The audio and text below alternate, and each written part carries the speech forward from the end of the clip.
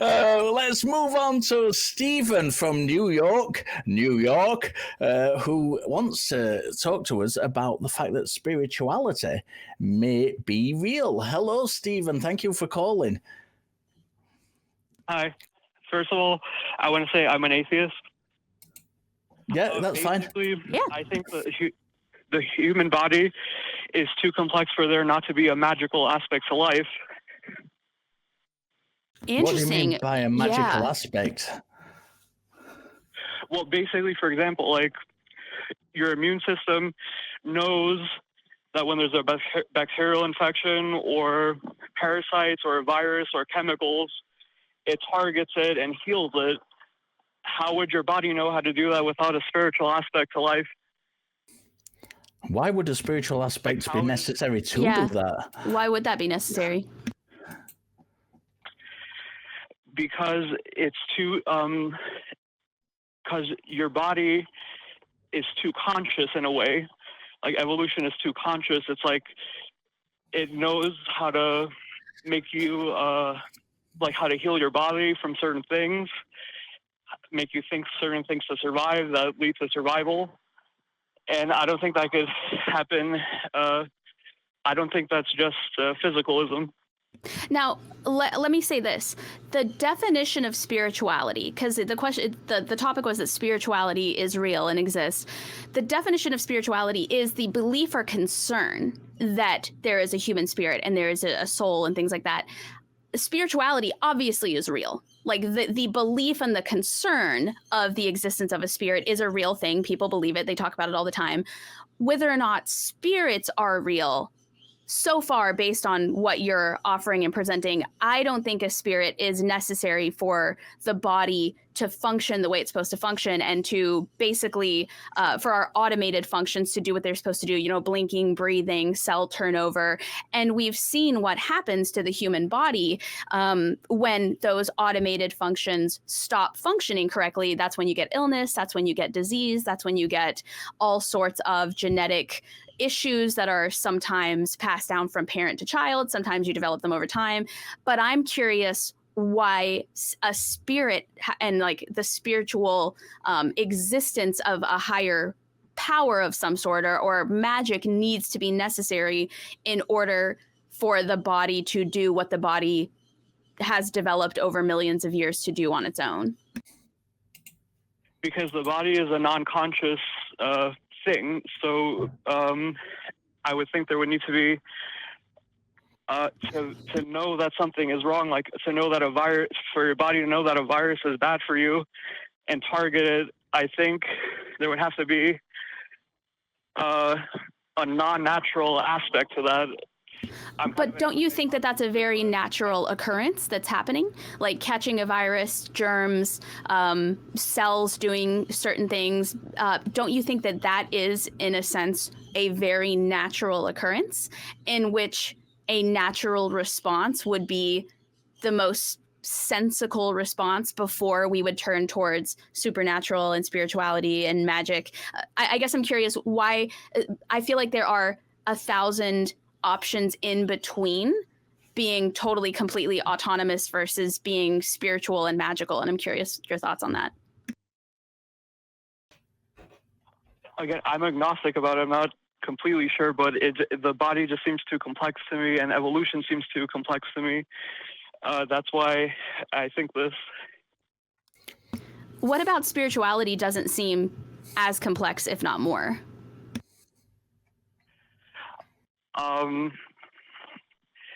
Because it brings, in a way, sort of decisions to non-conscious things like a body, I guess.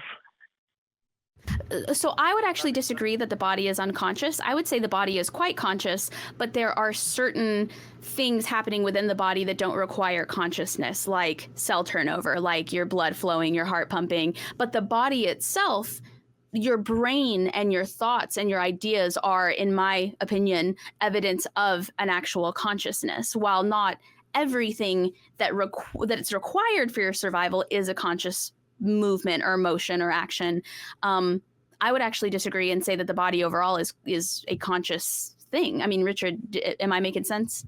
Yeah, you're making sense to me. I've got this kind of, I've got this difficulty here with Stephen, with this kind of idea, this personification you give into these functions that are occurring within the body, as though they have their own independent kind of life and autonomy. And I'd invite you to kind of have a look at how maybe a car engine works. And see that there are all these processes going on which are connected to each other. And they don't all have to be individually autonomous for this process to work as a whole. And I think that might be the mistake you're making here. You're kind of granting autonomy to something which isn't autonomous in itself, to something which doesn't have a conscience in and of itself, but is part of a larger kind of thing which is working. But how did your body evolve to do those things, like fight viruses, for example? That's or if just you ingest chemicals, how does it target it? I mean, I think dying of poison is an example of how your body can't always fight off, certain chemicals and things. But I think your body's system is a very, very advanced machine, basically, that has had millions of years to develop. We didn't just appear one day complete humans the way that we are. Evolution has shown us that when certain things don't work, those versions of creatures die off. And when they do work, creatures make sure to mate with other creatures that have those traits. And slowly over time, we develop into what we know as human beings that we are today, where the functions that serve us the best are the functions that survive and that are the most common, and the functions that didn't serve us well, or the versions of human beings that malfunctioned or that lacked what they needed in order to survive, died off and don't exist anymore. And even modern day, now when the body doesn't function appropriately, we see things like illnesses, like death, like birth defects, like mental health problems and things that happen to people when the body doesn't function properly. I don't think there's any sign whatsoever of spirituality there, just because it's a complicated process. We've had millions of years to develop these complicated processes. We've done so many trial and error, and unfortunately the error means usually horrible things, right? But I think the human body just existing the way it is has taken so long that I might argue it's not spirituality at all that has anything to do with it, or magic or any higher power. It's just science working as science works, and the human body working as it's found best suits it and best aids it for survival, and adaptations happening thanks to both the human body and to science. But these are all very conscious changes and opportunities that we've taken over time, and decisions that we've made in terms of picking mates and things that we do and do not do whenever we get sick, or things we eat when we want to feel a certain way or cure a certain disease. So I don't know. In my opinion, there are a million different answers to that, none of which lend themselves to spirituality. Yeah, and I think selection is. Yeah. Sorry, Stephen, go ahead. I do know what natural selection is, but what I mean is, like, how do random mutations happen that lead to that natural selection? I don't think they are random. I think they develop over time. I think it's slow. It's a very slow process that's taken millions of years. And I don't think it's random at all. I think it might be new to us. We might be seeing it for the first time at certain points, but I don't think anything to do with the development of living organisms has been random. I think there's something really important, Stephen, that we kind of should consider when asking these kinds of questions. And that is that, we shouldn't, and I see this so much from kind of young earth creationists, when they don't give an explanation as to why they think their position is right, but they want to try and undermine the position that they disagree with. And I think this is in a way what you're doing. Rather than giving an explanation as to how spirituality is the answer or has the answer to this, you're kind of saying, well, I don't understand how it can work, using natural processes. How can this be the case using natural processes? And it doesn't really matter what, even if we had no understanding at all of how it works using natural processes, if the alternative that you think is the case is its spirituality, then there should be an explanation as to how that spirituality works, how that spirituality is responsible for this. And I think, I'd kind of change your focus a little bit in thinking about this question. And instead of saying, well, I don't understand how natural selection can be responsible, start saying, well, I think it's spirituality that's responsible.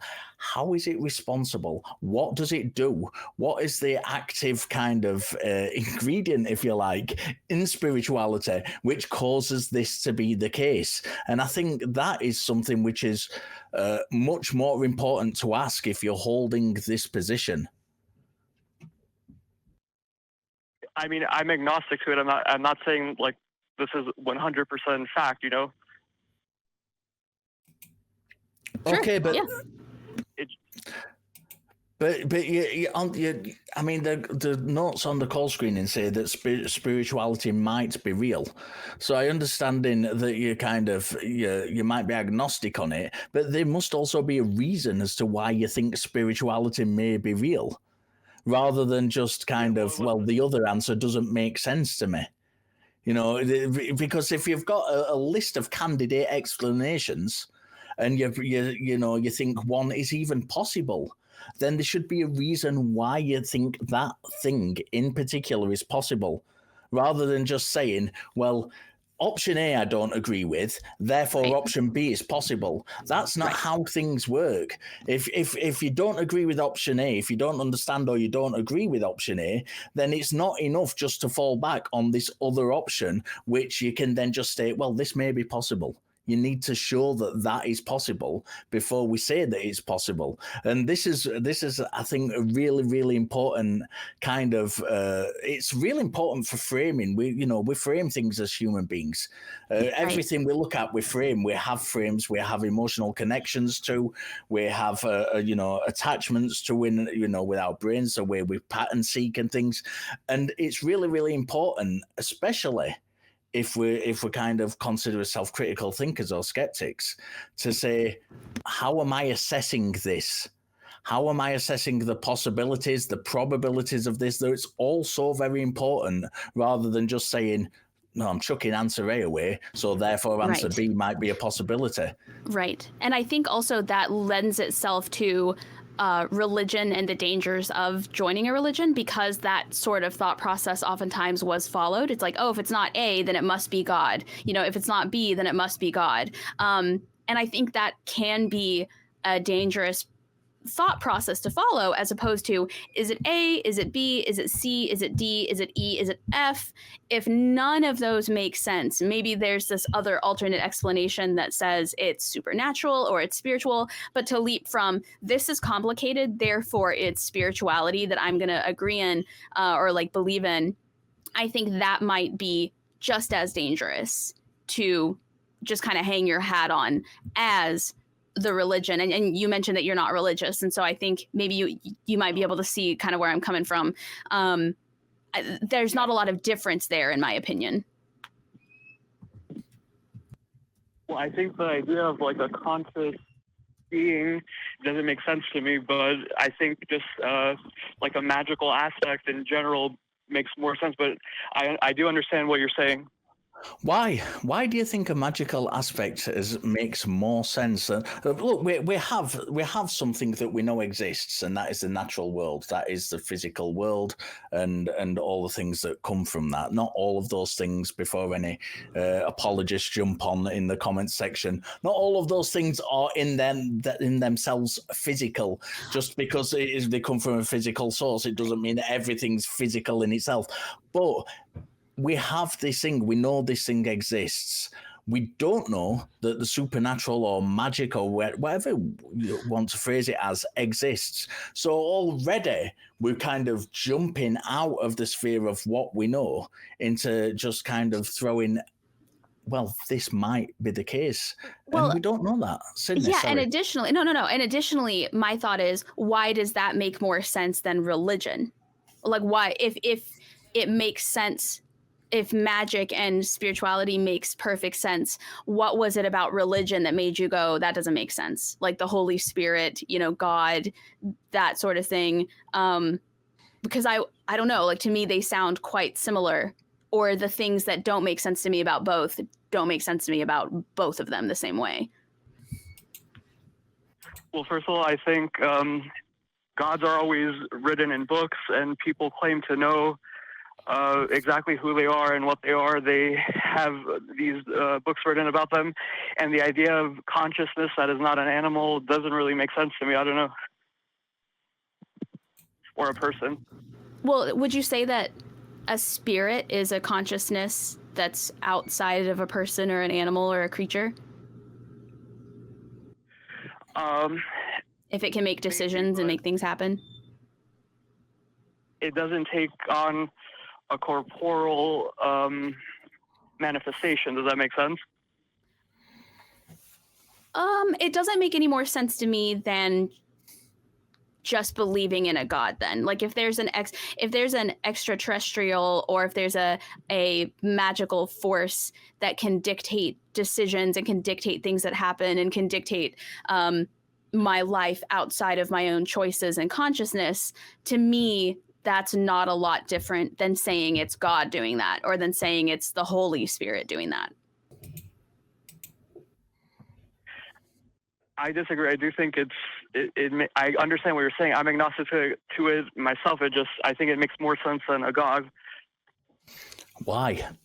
This is the question we're asking. Why does it make more sense than a god?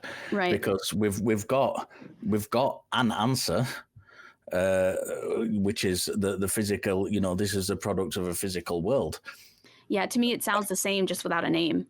Yeah. Also, I think if there was a god, I think they would show themselves as well. So, and also, I think... But that's not the question we've just asked. Essentially what we're asking, Stephen, sorry for interrupting, but essentially what we're asking is, why are you multiplying entities as an explanation? And it doesn't matter whether you think a god or a particular god or gods don't make sense. What we're asking is, look, we have this thing that we agree exists. We have this physical world, which I'm sure for the most part, me, you, Sydney, would agree on the vast majority of that thing existing.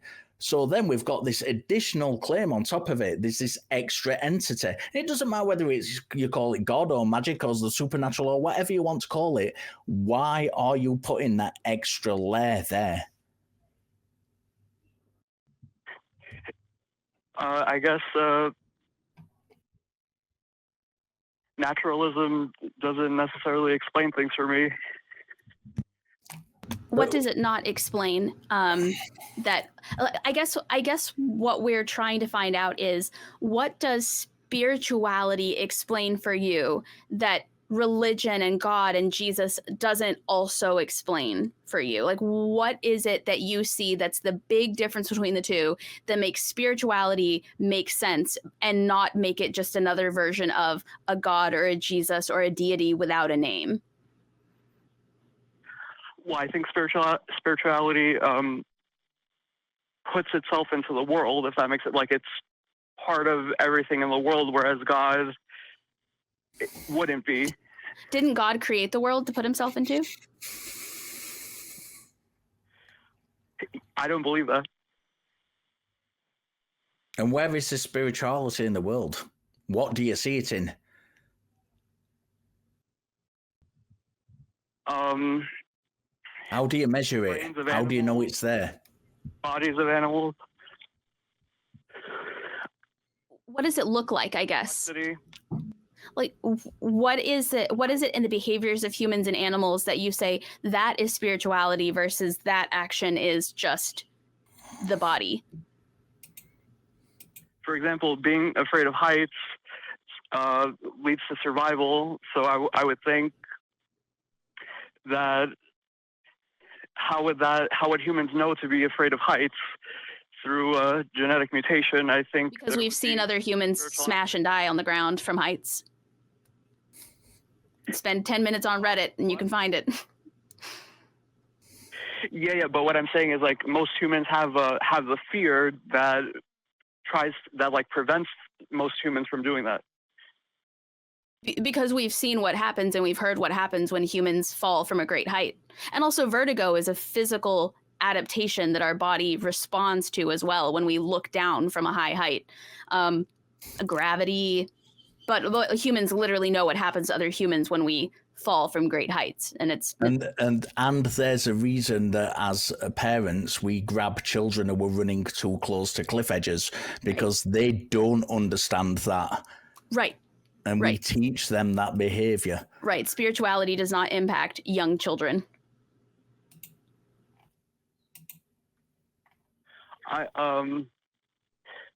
Oh yeah, you said what spirituality would look like, Sydney? Well, yeah, I guess what is an activity or an action or a thing that you've seen where you're like, that right there, that's spirituality, versus the other conscious decisions that creatures and humans make? For example, you have a liver that filters out toxins and knows how to identify toxins and filter them out. You keep saying this knows. My left kidney died, so I disagree that it knows how to do that. You keep saying this knows as though it's an entity in and of itself. It's part of a larger system. And again, I'll refer you back to the car engine. It's like saying that a car engine knows that it has to feed air into the system to get combustion. It doesn't know that. It's not thinking about doing that. I think you're personifying this stuff too much. Well, a car engine is man-made. But it doesn't know to do certain things. It is following a system. And this is what you don't seem to be able to grasp. You seem to be inserting this spirituality into systems that don't need it inserting into. And then why would we see the failure of things like organs if spirituality really did exist and made it function? You know, why would my left kidney be dead if there was a spirituality there controlling everything, making it work appropriately, making sure that, you know, do you see what I'm saying? Or did I do something wrong to make spirituality abandon me? I think spirituality is neutral. It's not like completely moral or like completely perfect. I just think it's a force, and but you've not given evidence any reason to think it's anything. Where is its autonomy? How are you pointing to its autonomy? How are you identifying its autonomy? How are you showing that it is a thing independent of physicalism?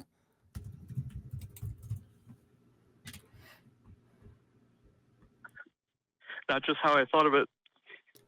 Okay. Yeah. Well, Stephen, this has been a really great conversation. I get the feeling we're not going to be able to progress any further. I think you've got your thoughts and we've got our thoughts, and we appreciate you calling in. This has been an interesting discussion, but I do think, Richard, if you don't mind, we do have callers waiting, and so I want to make sure they get an opportunity to speak. But yeah, Stephen, thank you for calling. We appreciate having this discussion with you, and you've given us some things to think about, and hopefully we've given you things to think about. And I think we're just going to say goodbye.